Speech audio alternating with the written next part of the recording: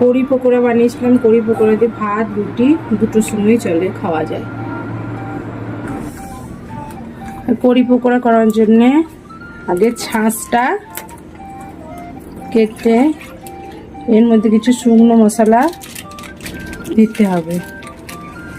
আমাদের বাঙালিদের বলে ঘোল, এখানে অবাঙালিরা বলে ছাঁচ।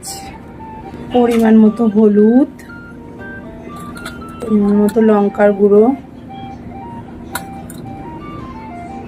1 থেকে 1.5 চামচ ধনে গুঁড়ো, লবণ,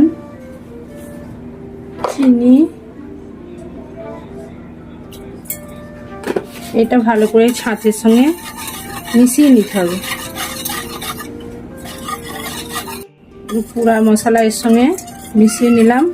এবার ঢেকে রেখে দেবো।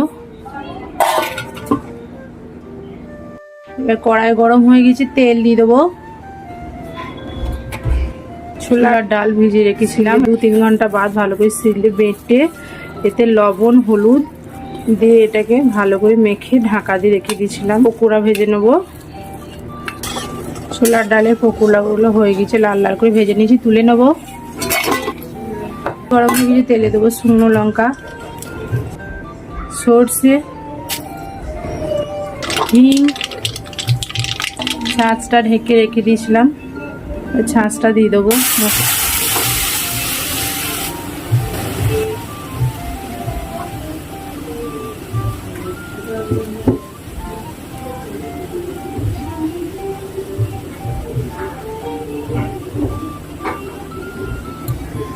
ওই জলে 2 চামচ বেসন গুলে নেব ভালো করে। এবারে ছাঁচের মধ্যে দিয়ে দেবো। 5 মিনিট ফোটার পর পকোড়া দেবো, তারপর 10 মিনিট পর নামাবো, তাহলে দিয়ে দেবো।